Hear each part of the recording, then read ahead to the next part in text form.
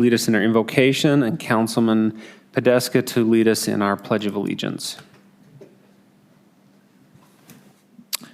Our Father in heaven, we're grateful for this day, and we're grateful we're able to be gathered here this evening, and we're grateful for the items that's been placed on tonight's agenda. And we ask Thee to bless us with Thy Spirit, that we'll be able to be inspired to make those decisions that will improve the life here for our residents and our city, and we'll be able to continue to move forward as well as we have had in the past, and move forward as such in the future. And these things we say in the name of Thy Son, Jesus Christ. Amen. Please rise. Repeat the Pledge of Allegiance. I pledge allegiance to the flag of the United States of America and to the republic for which it stands, one nation, under God, indivisible, with liberty and justice for all.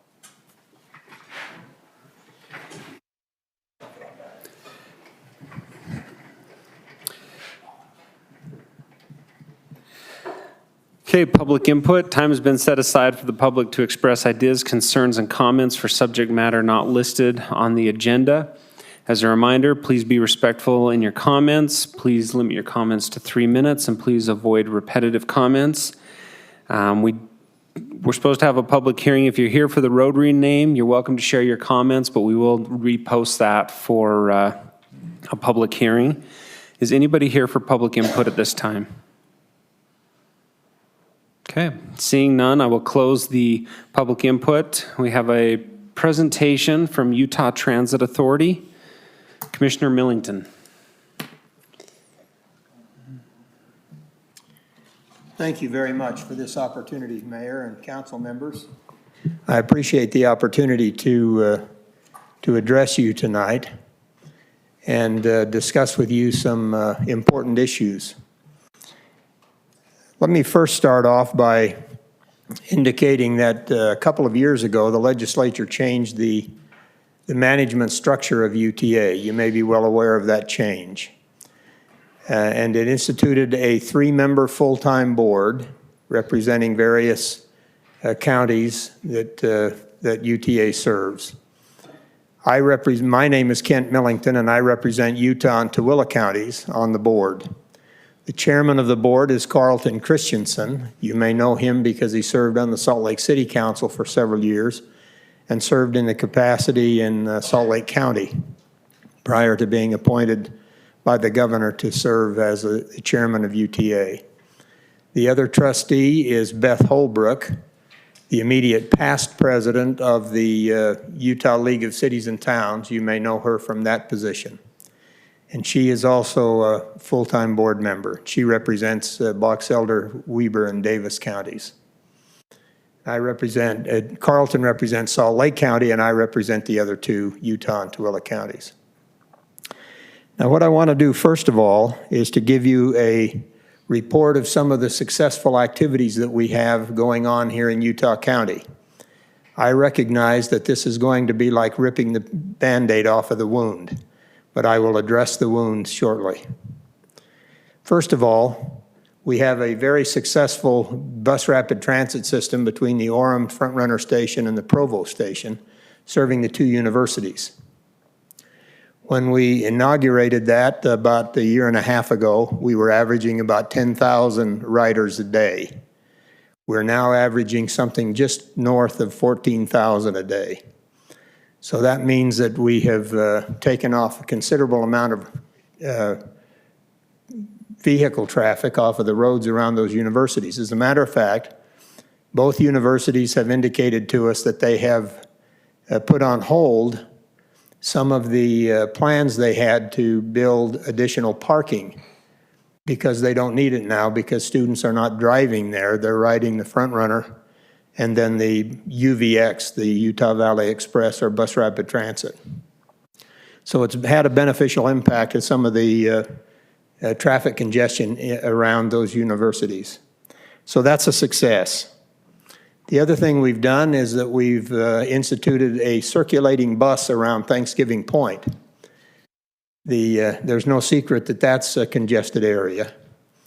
and it's not going to get any better anytime soon. But we do have a circulating bus that runs every 15 minutes in peak times and 30 minutes during the day that circulates from the Lehigh Frontrunner station up around and does a circle on both sides of the freeway up around those office buildings. We instituted that in August. The ridership is growing.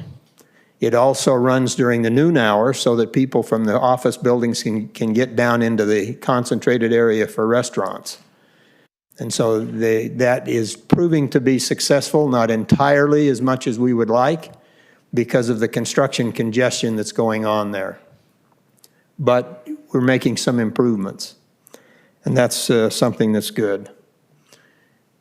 We just have now gotten the funding to build a front-runner station in Vineyard so that we will have a new station there, but in conjunction with that new station in Vineyard, we will do some double tracking between Vineyard and American Fork.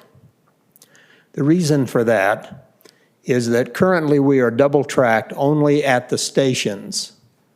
And so the trains have to pass. When they pass, they have to wait at the station. Because of the short distance between Orem and Vineyard and the longer distance between Vineyard and American Fork, we need some double tracking so that they can leave the Vineyard station and still be able to pass the other train going southbound or northbound without delay.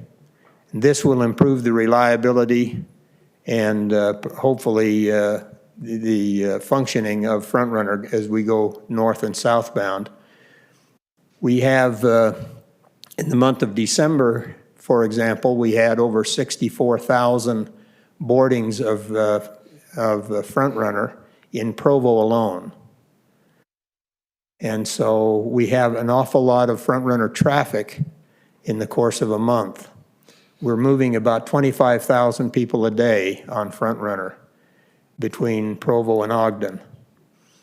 And so that is a major addition to the spine of traffic, northbound and southbound. We are making some proposals to the legislature and to the Federal Transit Authority to get some funding for additional double tracking that hopefully eventually will reach all the way from Ogden to Payson. Maybe even Brigham City to Payson if we get really aggressive and successful in getting some federal assistance.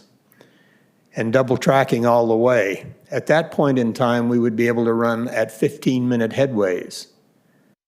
And so the ability to move traffic would be significantly increased. Now, that doesn't run through your city, and I'm well aware of it. I have a son that lives here in Saratoga Springs, so I drive through your city and have driven through it for 15 years now.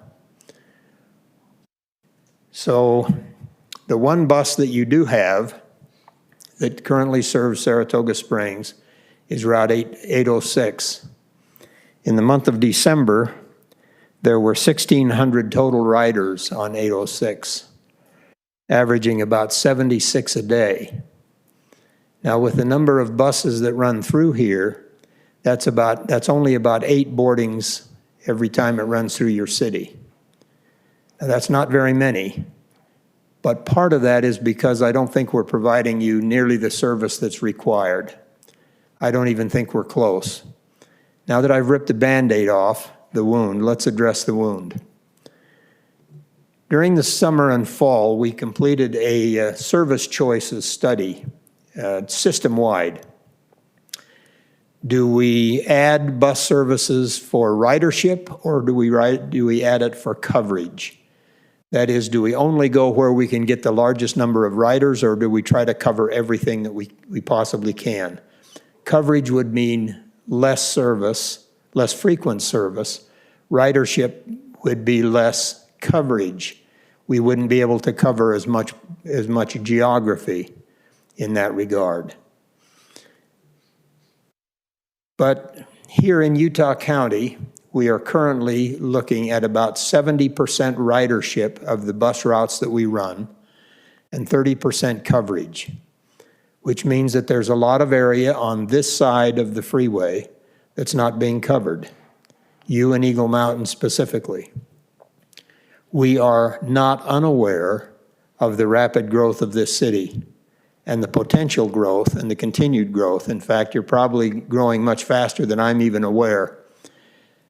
For 13 years, I was on the State Transportation Commission.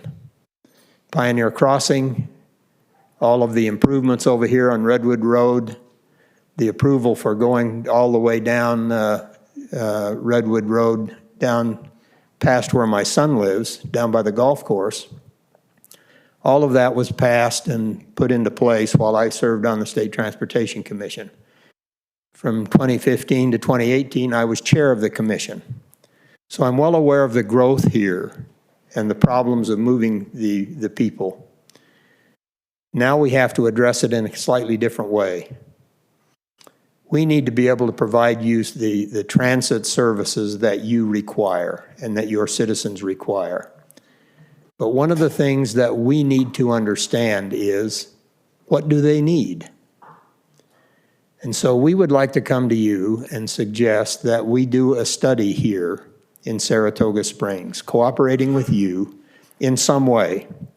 I don't know what that looks like yet, but we're offering to come down here and visit with you, with your citizens, to find out what it is that they need. Where they're living, up and down the 68 and expanding to the west. You can't go too far east, but every time I drive down to my son's place, I'm amazed at all of the houses on the east side of 68 that have sprung up. I was responsible for building one of those homes, so that was many years ago, so don't blame me for the current rush. But what we want to do is to find out what it is that your people need. Where do they go from here? Most of your citizens leave this area to go to work and to come back home, probably to recreate even. And so what we need to do is to find out where they start from and where they're going, so that we can then begin to plan, how do we offer an appropriate amount of coverage and ridership opportunities for your citizens. We need to know where they're going so that we can figure out what's the best way to provide that service. Is it some kind of express bus that picks up at one or two places here in Saratoga Springs and goes directly to wherever they're going, downtown Salt Lake, or soon just up over the point of the mountain when that development begins to replace the prison? And there will be a tremendous amount of economic activity there and office space being planned in that area. We need to be on top of that. We're woefully behind the eight ball. We understand that, but we want to figure out how we can best begin to rectify a terrible situation from our standpoint, that we're not providing you the service that you need. Once again, I don't know what that looks like, but we're open to your suggestions. We want to bring our team down here to work with your people. Let's figure this out. Let's make some adjustments to what's happening here. So I offer that to you. We're finding success in other places. We've solved a problem we've addressed a problem. It probably hasn't completely been solved down in Orem and Provo with the BRT. But we've got some other things that we're trying. For example, in the southwest portion of Salt Lake County, we have an on-demand ridership now that in conjunction with a company called VIA. You may see some gray and blue vans floating around the Draper, Harriman, Bluffdale area. We started that 2 months ago, not even quite 2 months ago, with the object that after a year, we expected to be somewhere in the 300 rides a day. In 2 months, we are now averaging 320 rides a day. And so the movement of those people, it's the first and last mile, because they were not being served very well by the by the big buses either. But this new system is providing a really valuable opportunity for that first and last mile to get to the train stations. We've got 5 train stations, 3 track stations, and 2 front runner stations within that service area while we do this pilot for this first year. Would something like that be beneficial here? I don't know. But we're trying it out in southwestern Salt Lake County. It's a possibility that that can be expanded somehow. But we need to know what your people need. And we want to invite your participation with us. We want to bring our team down here and let's address this issue. We're not satisfied that we're giving you the benefit, nowhere near the benefit that you're paying for. We recognize that. So I'll stop here and answer any of your questions. We do have some successes here in Utah County. We've got some discrepancies. We've got some failures. We want to address those failures. And your city is one of them. So I will entertain any questions you may have, but certainly would invite you to contact us so that we can begin the process of doing some planning and working together to fix this problem. Mayor. I moved seats. Do you want me to move it over? You're good? Okay. Okay. Thank you for the presentation and recognizing that we are an underserved community by Thank you for UTA. not adding the adjective grossly underserved. I will not add grossly underserved, but I'll let you say it. My suggestion would be to communicate with our city. What I've seen done in the past would, if you put together a good survey to our citizens and then held some open houses. Maybe if it was an open houses pre-survey to get the message out about the survey, and then afterward to kind of provide feedback back to the citizens, that could be a good, effective way of doing it. And we as a city can help communicate that through city newsletters and social media outlets to help drive attendance as much as people will attend those types of things. We are actually doing that in Tooele next week, Thursday. That very thing. We've publicized the fact that we're doing a survey. We're going out to Tooele for 3 hours for input. So we'd be more than happy to duplicate that here. Yeah, I mean, if you've already got your survey, utilize that same thing and just customize it for this area. Certainly. And I even think you could even, multitask the west side of the lake and do Saratoga Eagle Mountain possibly as one type of communication. We are meeting with the Eagle Mountain people on the 31st, next Friday, in their council training, their budget planning session to do just that with Eagle Mountain. And we're probably going to be doing some kind of an open house survey. I like your suggestion of maybe duplicating that, holding it in 2 or 3 places, especially where the 2 cities coincide. Well, I appreciate it, and I will help push that message out if you're going to do that. So thank you. We will do that, and we'll be back in touch with you. Thank you for that. I was just going to say, I think it's certainly a worthwhile effort to find a cost-effective way to communicate with the residents and get their feedback. I think part of the ridership decline is just, or not having a lot of riderships, is it's hugely inconvenient. I worked downtown Salt Lake City, and I used to ride the express bus when it went straight downtown because it was really convenient. And then whenever they changed it, I don't know how many years it's been. Probably 6 or 7 when Front Runner began to run down here. I think that's when they canceled those express buses. Yeah, so I slowed down because I got paid parking downtown. But the last 6 years, I've used it once because it adds an extra 30 minutes each way for me. And I think a lot of the residents have that in an hour round trip. And if you miss a bus, you're hosed. There's no way to get home. You have to do an Uber. So part of the minimal ridership here is just there's not usable routes. It's for a very small segment. And so my point, I'm not complaining. I'm just saying getting feedback would help support what I'm saying here. So All right. When you were riding that bus, How full was the bus going up and back? It was packed. Standing room only is what I've heard. Yep. And that's partly why I got tired of standing.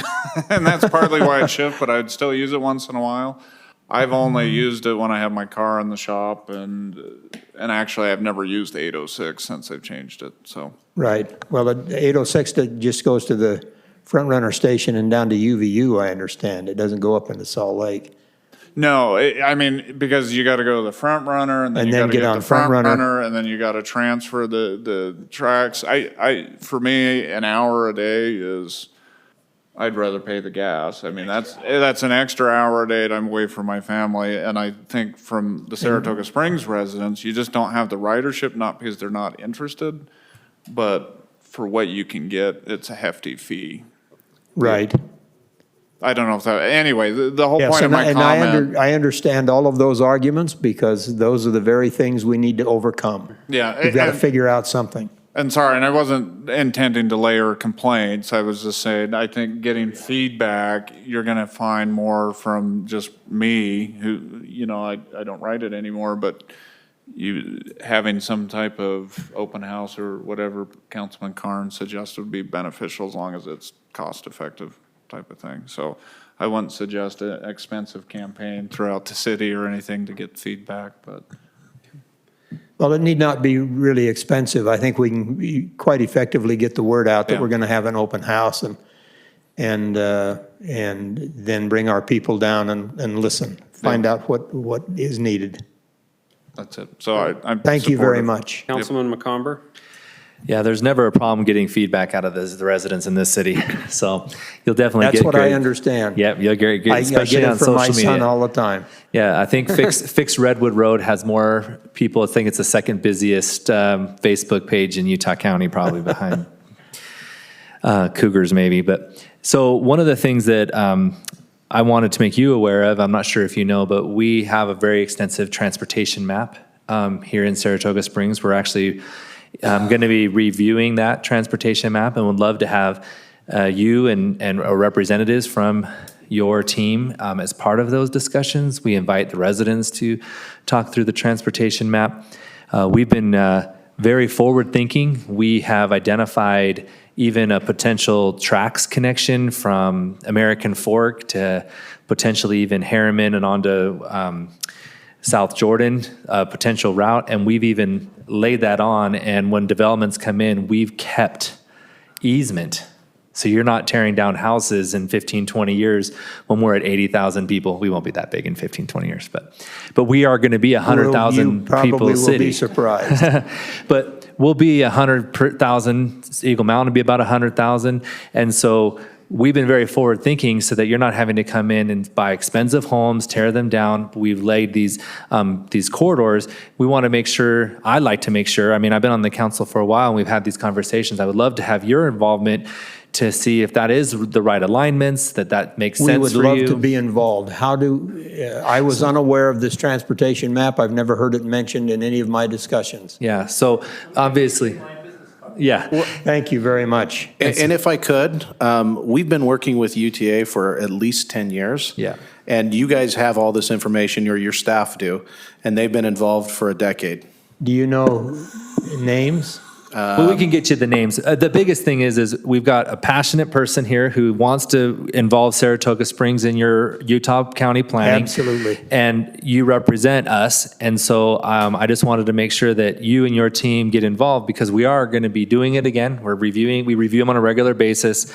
We even have a BRT suggestion down Redwood Road one day, maybe when there's 75,000 people in the south end of the city, that get them to that track station, if you would. I'm grateful to see, I'm in Provo every single day for recreation reasons with my kids dancing. They do ballroom dancing at BYU. And I do see quite a few people on the BRT between BYU and UVU. I do have one quick question. I know it's heavily subsidized now by UTA. It's eating up quite a bit of the budget because you have it free. Is there any thought of starting to charge so that you can recuperate some of those costs and expenses? Because it's very expensive to build in the first place, plus you're offering free ridership, which students like free, but I don't think it's long-term sustainable. Have you guys had those Universities pay us conversations? $1 million a year each So they're helping to cover the for 10 free. years. So they're covering the free for their students. That's good. We got some CMAQ money from MAG that covered the balance. So, and we've got a year and a half to run on that.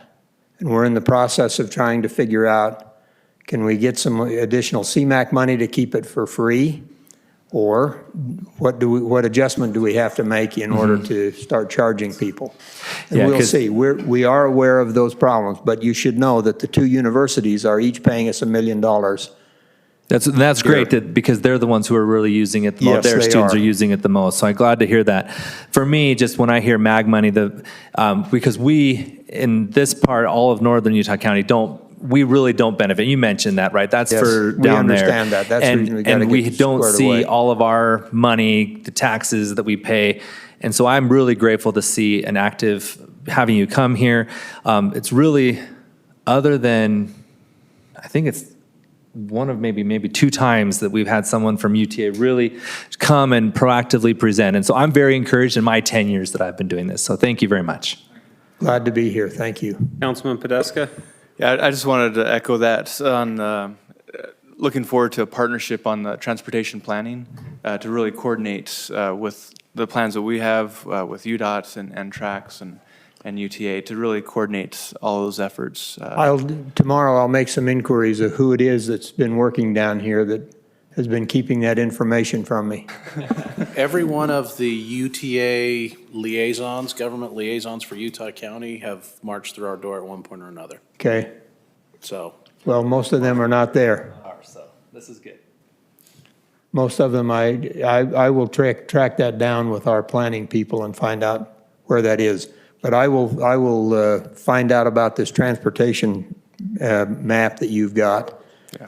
And we'll work on that. We would love to be involved in having the input and some discussion, no question about it. Yeah, but thank you for coming. Absolutely. Anything else? Thank you. Thank you very much for your time. We'll certainly be back. I'll be bothering you for more information. I'm happy to. Thank you very much. Thank you. Okay. Next on our schedule tonight, we have reports. Are there any reports from the council? Councilman Wilden? I'd just say the Utah League of Cities and Towns are gonna have their, is it Mark, is it weekly? That starts early February? Yeah. 1st of February, so I think Councilman Porter is gonna be down there with me about every week, and we'll keep you guys updated. And there's always something. It's big. Yeah, it's big, and there's always something in the, what do you call it, the left field that's coming out that is dangerous to the city. So Mark does a phenomenal job on keeping on top of that, so. Thanks, Mark. Mark, anything from administration? note, we've got Local Officials Day on the 29th of January. Some of you have signed up for that. So just as a reminder, we'll be heading up as a carpool, or we'll have a couple carpool options. We've got the youth group that are going up, and then some of us will be headed up right after staff meeting, which ends at about 9 o'clock. So on the 29th, if that's something you're interested in, you can join some of us carpooling up at that point. Perfect. Okay, business items. First business items section, the road rename city initiated. Mayor, I Should have apologize. been a public hearing, so it will be rescheduled to another date to allow proper notice. We also had some quarterly reports on there. Oh, I did skip over those. You can skip over those and save them for the end, or you can. Sure. Let's finish. Yeah, Do we not even talk about that? No, but if anybody's here. nobody had comment. We asked for it during up here.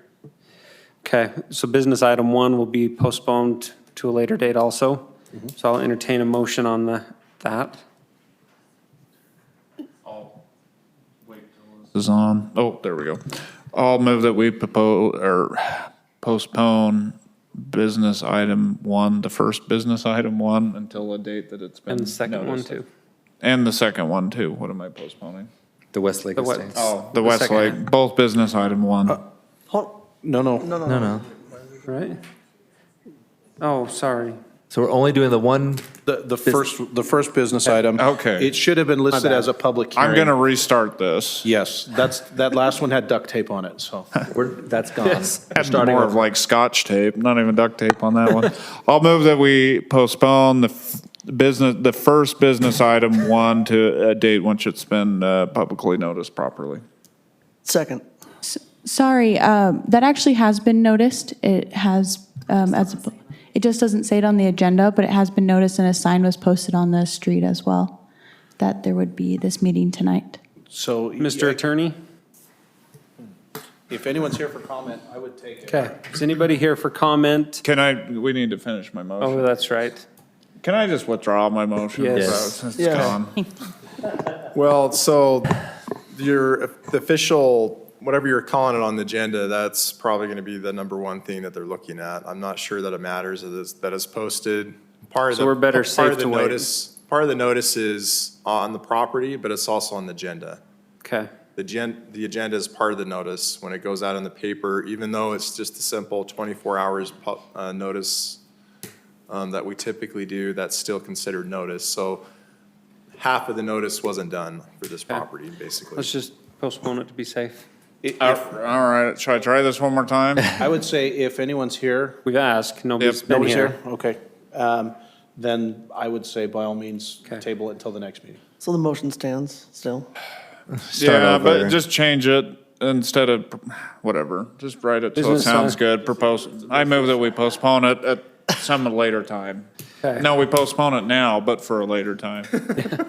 Okay. I guess I'll second that. I have a first from Councilman Wilden, a second from Councilman McComber. All in favor? Aye. Any opposed?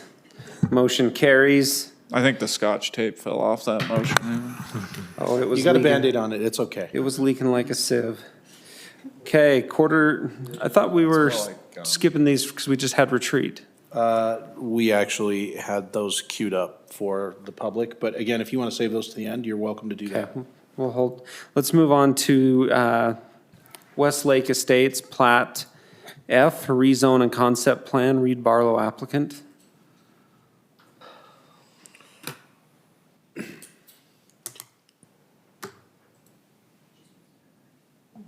Got all these lights on. It's going. Thank you. So this is, sorry, let me get this onto the right slide. Okay, so this is for a rezone and it has the accompanying concept plan with our applicant Reed Barlow, who is present here. It is located approximately at 951 West Evans Lane, as shown on this image. It is currently zoned agriculture to R110. We had some comments about it. Some of these decisions come down to the city council as the land use authority on this decision for the rezone. And so our staff recommendation with approving, or if you'd rather continue or deny the rezone application. So any questions?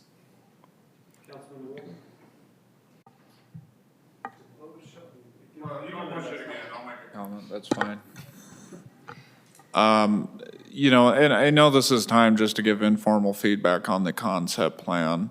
And I saw someone on the planning commission had this as well, but, so there's gonna be 2 lots that are facing Evans Lane only on the concept plan.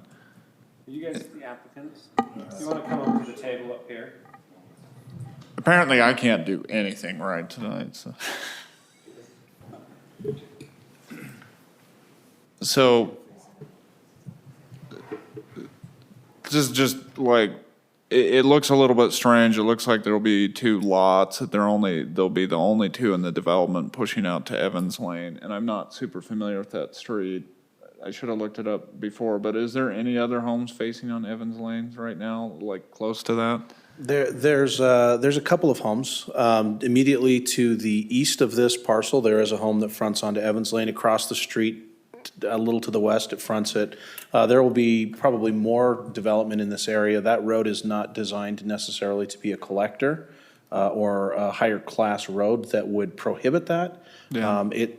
it certainly does. And what you're not seeing is by the pond that's out in the west in this picture, you've got that whole subdivision that's coming in as well. So especially towards the end of the street, you do have more homes that front onto that. So there are homes that do front onto it. It would be your typical local road. Okay. So, And now I remember, yeah, there's not a lot of development there. Yeah. no, but- it will be kind of a 90-degree corner that then Yeah. goes to the south and then ties down towards Lexington Green. Yeah, and I didn't look up the transportation map, but if it's not gonna be a major road, I don't have a concern about that. That was just a question I had. And then there was a comment, this borders, I think the zone is appropriate. This is what we have on the general plan. I don't have any particular concerns about that. I know on the planning commission, someone brought up in the public, I read in the minutes that there's concerns on encroaching in agricultural space. I'm not particularly concerned because we've allowed other people to do that, but I want to make sure we're being consistent. Have we asked other developers, remind me, to put up fencing or put up some type of note on their plat? On the plat, because you have to let them know if there's animals, things like that. Yeah, I don't think we've asked them to do the fencing before. This has just come up a lot, so I'm comfortable with it, but I would like to see that we put it on the plat, that they'll be up against an agricultural zone, and that's one protection we can give to the people that are still actively farming that property. But other than that, I don't have any concerns. That's one of our standard plat notes now that we include on every plat. It may not be on every plat, but The ones that it affects. yeah, the vast majority of the plats now, that's included on it. And I don't think I saw that as a condition, but I'd like to at least add that in. This is the concept plan, so this is actually just a rezone today. Yep, good point. Yep. So, This is, anyway. and then but your thoughts on the concept Yep. plan, so when that does come, it would be good to Yep, have that. good point, yeah. But I'm comfortable with the rezone. Councilman McComber? So, in looking through it, rezone, I don't have a problem. It fits right into our long-term plan. So for today, but then you did ask for some feedback on the concept. The two houses that do abut, I have no problem on Evans Lane. It's going to be a very local road. There'll be kids playing in that road, and it'll be okay because of the few amount of people that really will be using that road. Everyone's going to know each other, really, and based on all the surrounding area. The one thing I do have, and I want to commend, as I was looking through the packet, can comply, complies, that was very encouraging. I always like to comment on that. I really appreciate that. There is just the one, the number of units exceeds what we would allow in the R110. I don't want to make that exception. I think we need to stick to the reason why we have these zones and we have these different categories is so that we can be consistent throughout the city. And so I know that you're 0.25 off, but I'm not sure if you could swivel things. That doesn't maybe look like you can, but just know that I personally will, as one of five, want to keep it to the amount of units that are allowed in that zone. But for today, the concept looks great. I think it's going to be really nice, the nice homes in that area. So thank you. Do you have anything you want to add? So on the 3 units per acre, on the 16.74 or something like that, units allowed, had a conversation. From what I understand, this is a non-binding plan right now. We're looking at. This is concept.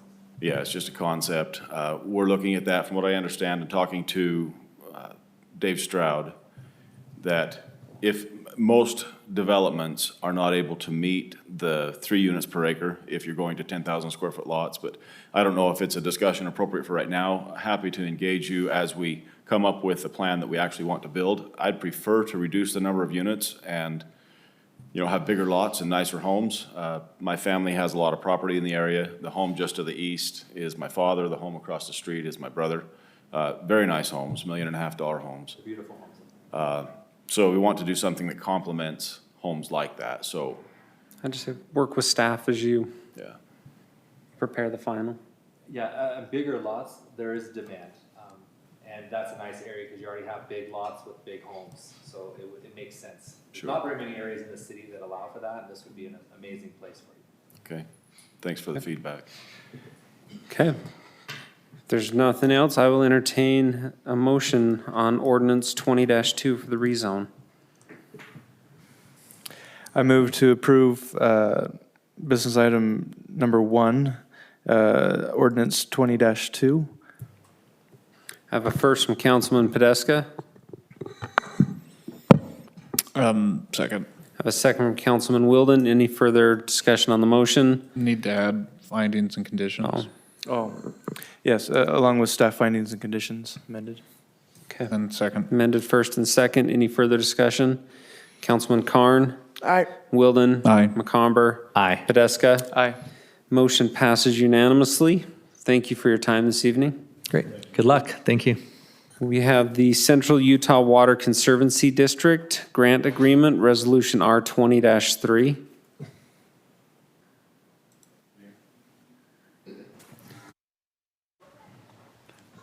Mayor and council, we've discussed this about the grant we were awarded for $25,000 to help us promote our customer portal on our meters. So this would just, we got the agreement from Central Utah, which is attached for your approval. If you have any questions, I'd be happy to answer them. I'm just excited to see that a lot of this is going to go towards marketing and getting more usage. Even me, I don't even use it yet. But I've just don't use a lot of water. So I've never really had a problem. But it'd be great, though, to get people aware. More than anything, it just helps them, even if they're not going to use it, just to know that we're doing things to be conservative with our water usage, I think is a great message to be sent. As part of that marketing and communication, it'd be great to even let them know that we are recognized by the state for our efforts around conservation as well. So thank you.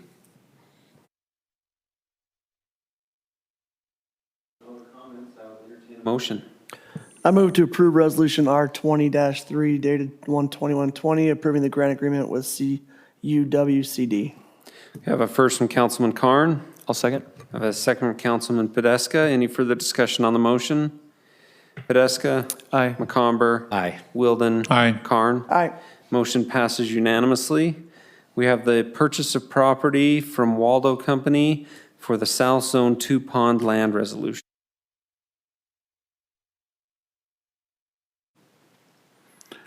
Mayor and council, this is an item that would allow the city manager to enter into a purchase agreement for both for the South Zone 2 reservoir that's going to sit right above Lake Mountain Estates. The reservoir straddles both the Waldo Corporation property as well as the Lamar, Walton, and Shirley Evans Coon Trust property. And so, again, we've had the appraisals completed, everything like that. And this would just authorize the city manager to move forward with acquiring those properties.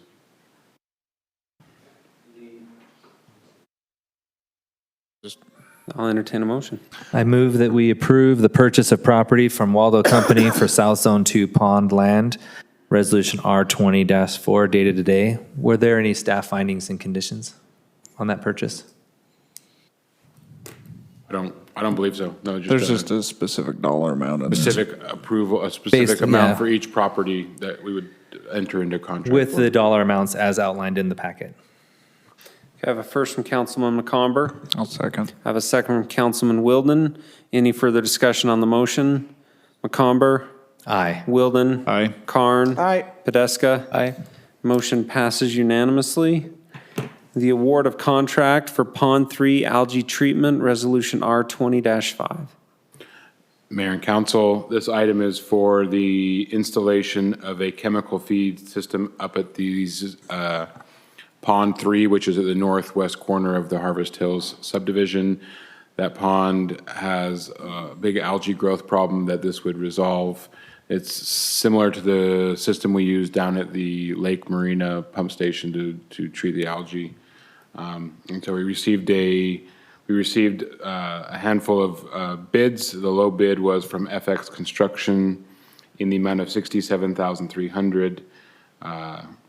And that's what is presented before you. Happy to answer any questions you may have. Okay. There are none. I'll entertain a motion. I'll move that we approve business item 4, resolution R 20-5, dated today, awarding the contract to FX Construction for $67,300. Okay, I have a first from Councilman Wilden, Second? second from Councilman Podeska. Any further comments? I just had a couple questions. Okay. And we jumped right ahead. Yes. Why do we have so much scum up in that pond? We have couple of our reservoirs that are still lined with poly, with the rubber plastic liner.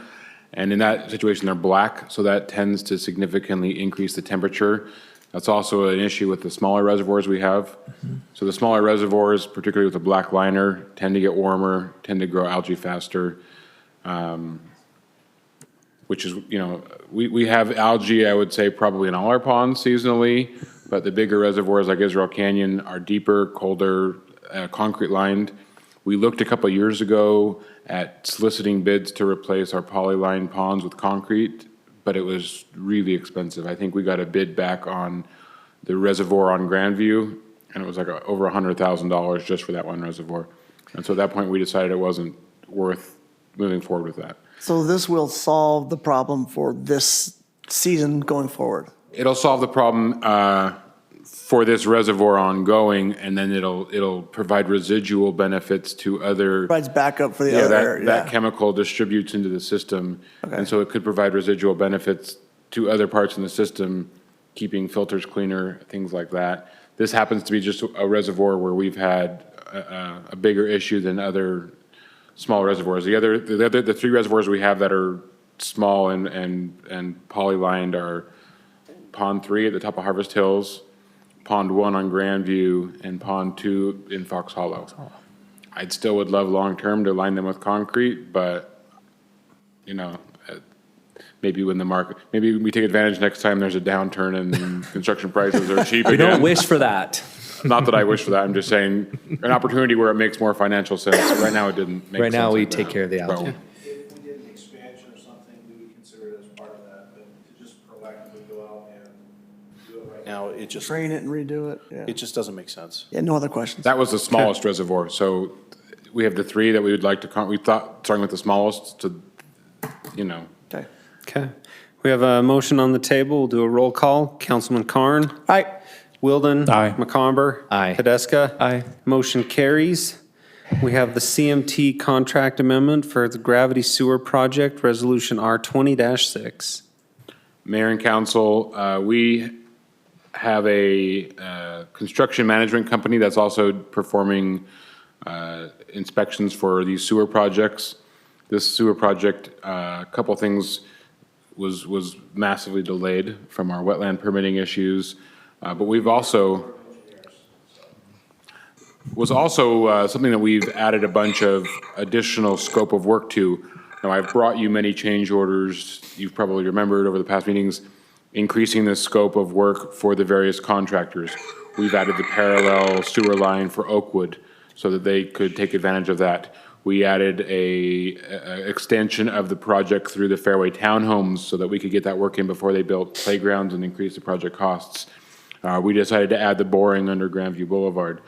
Well, all this time, we've not changed the contract of the construction management company, CMT, who's doing materials testing, providing on-site inspections, attending weekly meetings, processing pay requests for inspections. So they're about 20 weeks over. So, long story short, this is a contract amendment Extension. with that company who's, graciously kind of waited by the sidelines as we've dealt with all the other things and kind of, was long due to amend their contract to match the scope of work changes that we've had over the life of this project. We've added a lot more work and we've got a lot more accomplished than we initially awarded, but, so, happy to answer any other questions you may have. Yeah, Okay. I just have a question. Go for it. So with this one, is it maximum 20-week extension? Is there like a, And, I mean, that's just anticipated? That's the anticipated. So based on the information we know now, this not only takes them current, but it takes them what we anticipate through to finish the construction of the project. But it's not to exceed the 83,200, correct? Not without our approval. Additional. I mean, if there, again, without unforeseen issues, but yes, they would have to come back to us and get approval to go anything beyond that. Okay.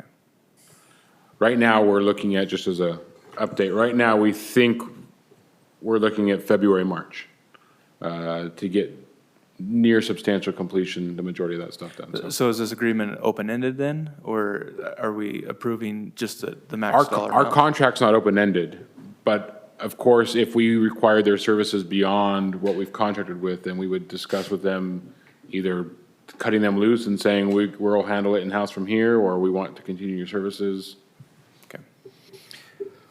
But what about the opposite? What if we're done in 16 weeks? Is it less than, or are they just getting 83,200 no matter what? Typically, these are all things where they'll bill hourly up to the amount. So if we're done prior, then they just won't bill the remainder. But what I would do then, I would process a contract deduction for the unused portions. Great, thank you. Thank you.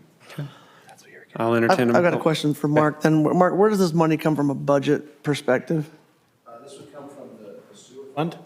And if you remember, some of these projects are being funded through SLR and through other developers that have contributed towards these projects. So again, those costs, So they also contribute towards this overhead management cost as well? for example, yes, that Okay. would be something that we'd apply towards that. We do have adequate funding in the sewer fund for Okay. these projects. And we do have some additional projects in the sewer fund that we're going to be bringing on in the next build cycle. But this will get us through these projects and wrap that up, and then we'll Start again. start the next round of projects. If you So we do have remember funding. that table in my presentation at the retreat that had all the sewer projects in the big table? I had actually thrown this 80,000 into that table. I took pictures of it. It was riveting. If you want a copy of that table, I'm That happy wasn't to the one send with the you. 3 jars, was it? With the different It had water a in column for the city bond, city Jeremy. cash and developer. But Okay, you want a motion? I will entertain a motion. Okay, I move to approve Resolution R 20-6 dated today approving contract amendment 4 in the amount of $83,200 with PEPG Consulting for the Saratoga 2019 Sewer Gravity Outfall Project. I have a first from Councilman Carn. CPG? Second. What was the contract company? $83,200? CB, what was it? Oh, no, the name. Okay. Yep, I'll second. I have a second from Councilman Podeska. Any further discussion on the motion? Councilman McComber? Aye. Wilden? Aye. Carn? Aye. Podeska? Aye. Motion carries unanimously. We have the Utah County Officer Involved Critical Incident Protocol Management, Resolution R 20-7. So it looks like Chief's not here, so I was involved in reviewing this contract so I could handle this matter. State law requires us and all the law enforcement agencies across the state to have an officer-involved critical incident protocol. That's how that incident is investigated, and we have certain rules that we follow. The chiefs in Utah County felt that the current system that was in place, where it was primarily the county attorney's office doing all the investigation, they felt that there needed to be more involvement of the agencies, and so they got together and they came up with a new protocol, which is in front of you today. And this will basically repeal and replace the last one. And I have reviewed it. It looks like, as far as I can tell, looks like this would be a good system to implement. Other than that, we recommend approval of that. If you have any questions, I'll do my best to answer them. If there are no questions, I will entertain a motion. I'll move that we approve business item 6, resolution R 20-7 dated today. I have a first from Councilman Wilden, Second. second from Councilman Carn. Any further discussion? Podeska? Aye. Carn? Aye. Comber? Aye. Wilden? Aye. Motion passes unanimously. I'll entertain a motion on the minutes for December 17th and January 7th. I move to approve December 17th and January 7th minutes. Okay, I have a first from Councilman Podeska, I'll second. second from Councilman McComber. Podeska, Aye. McComber. Aye. Wilden. Aye. Carn. Aye. Motion passes unanimously. We'll jump back up to the reports. Mayor, if I could, from an ordering standpoint, recommend that we hold off economic development to the end, and then we'll let library and recreation go first. Okay. David will be sticking around. That works. Let's have library go then. Sticking around or sticking it to him? It both works.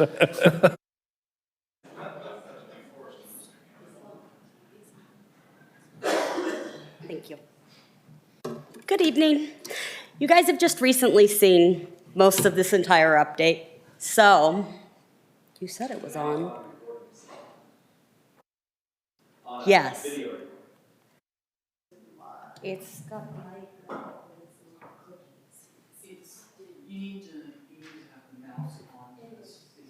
Sorry, we're working on technical difficulties.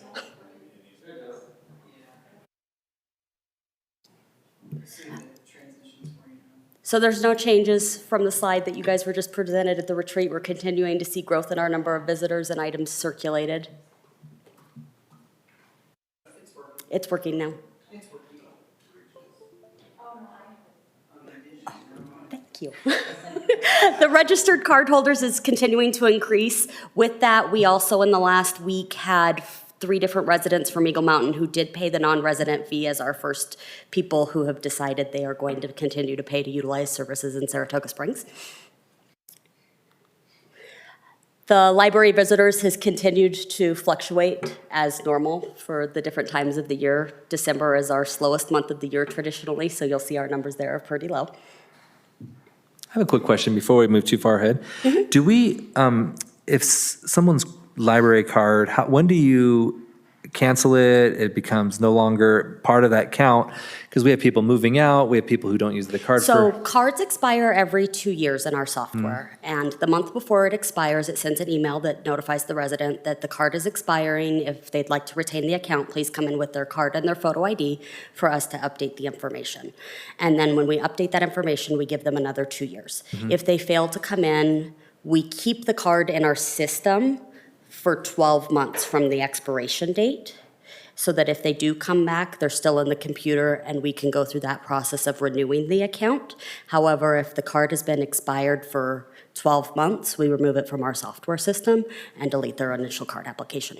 And then that chart is showing all those being taken out. Yes, it does now. We went back and we take out as they expire. So at one point, it had shown almost 9,000 cardholders because we'd reached the period where we had retained enough information we could start removing it per grandma and state requirements. Okay, thank you. You're welcome.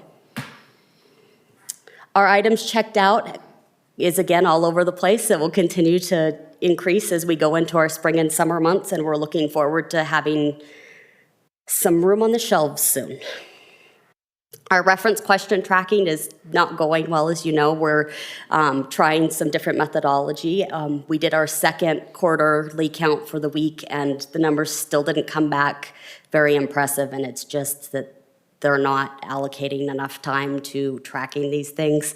So we're discussing other possible methods for continuing to track these questions, such as assigning one Monday a month, where whoever's there has to stay out front and help customers and track things, and they have to dedicate their time specifically to that. Quick question with that. Yes. Do you keep like a FAQ available for, questions that are common that could maybe be posted on the website or? They are. Okay. Yes. Okay. But most of what you get as a reference question is more of, can you help me find this book, or do you own this book? Can you place a hold on this?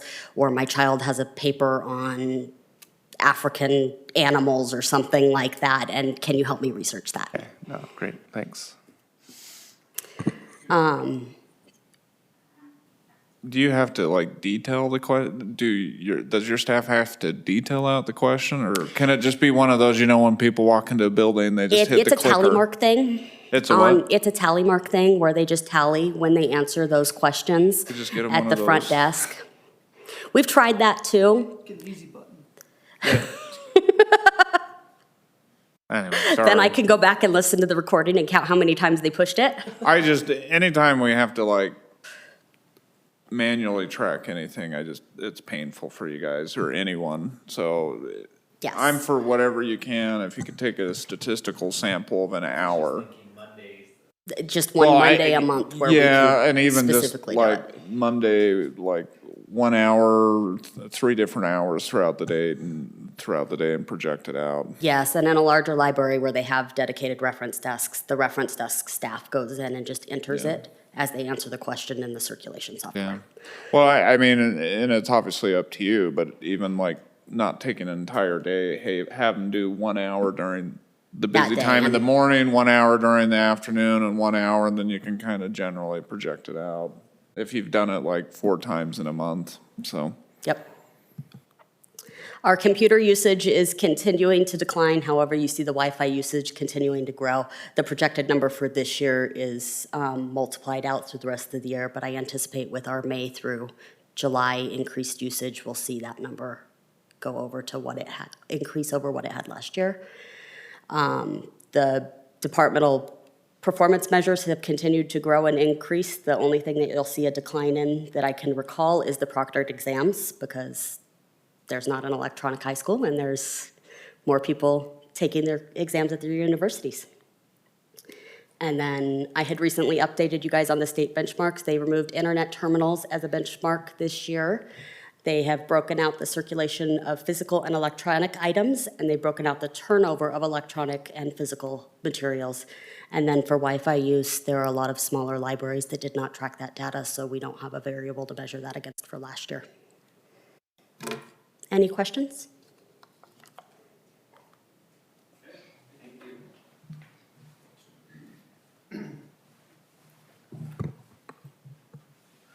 Mayor, Council, how are you doing?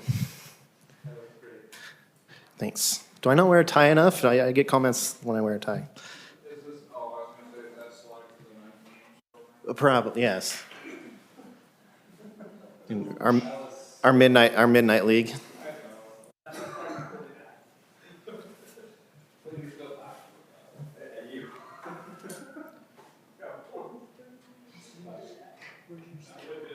I don't know, I sent it to Cindy.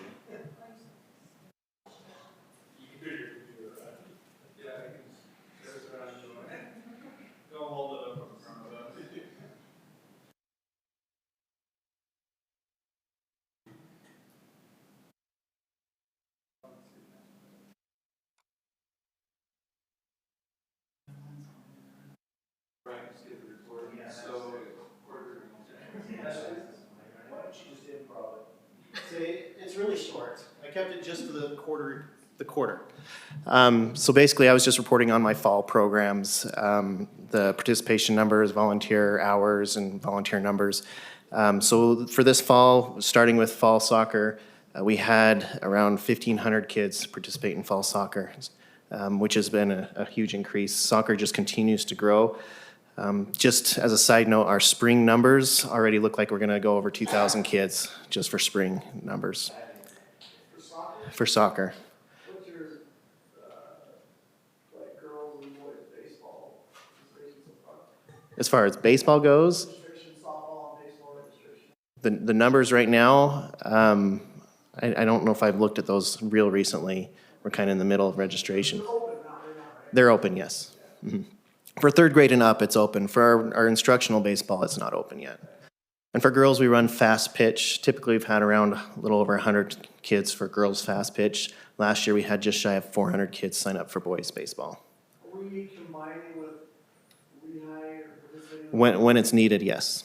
You see that with girls fast pitch this year? Yes, we combined with Lehigh and Pleasant Grove and American Fork for fast pitch, when needed. So in our boys' baseball, we combine the older age groups, so 7th and 8th grade, we combined with Eagle Mountain, and for the high school league, we combined with American Fork to have enough. So, but fall soccer, 1,500 kids. Flag football, I think we were around 350, and fall basketball was right around that number as well. We grew in every sport or stayed pat. We didn't really drop in any programs. Cross country, we dropped a little bit. We went from 40 kids to 33 kids last fall. But pretty much everything else is growing. There were a few programs as well that we offered for the first time this last fall that were successful also. Volunteer hours, I'm trying to remember the number. I think we were just shy of 4,000 volunteer hours for fall sports. Oh, you got the slides? So you can see the numbers, I can't. Am I close? Okay. Your junior jazz actually went up quite a bit. It did. Yeah, and I think that's only showing the instructional league. That's instructional. For our older kids that's playing right now, the numbers aren't there. We are at 1,100 kids. So between the two, are over 1,500 kids in junior jazz basketball this year. Oh, there they are. Okay. He's done. Yeah, the last slide was just showing what programs we have up and coming. So if you have any questions about any of those programs or any up and coming programs. When do you run your fishing program? Is that a city-run program? It is. Dave's getting himself in Did you trouble. want me to teach you how to fish, David? Like, you can feed yourself forever if I do. It's a summer program. Spring, we run it in May, June. Has that been well received? It has been. So I cap it at 25 just because I have to have so many volunteers per kids. And I think the first year, the second year, we had like 25 kids on the wait list. Where do you do it? Do you do it in the Loch Lomond Pond over there? We do it at the marina. Okay. We did. Yeah, there's no parking or bathrooms there, and so we've just started using the marina. We've been successful with catfish at the marina. We did have to move it to Inlet Park doing the river while we were doing construction on the marina for the pump house. That was not as successful, so it kind of dropped a little bit, but we always fill 25.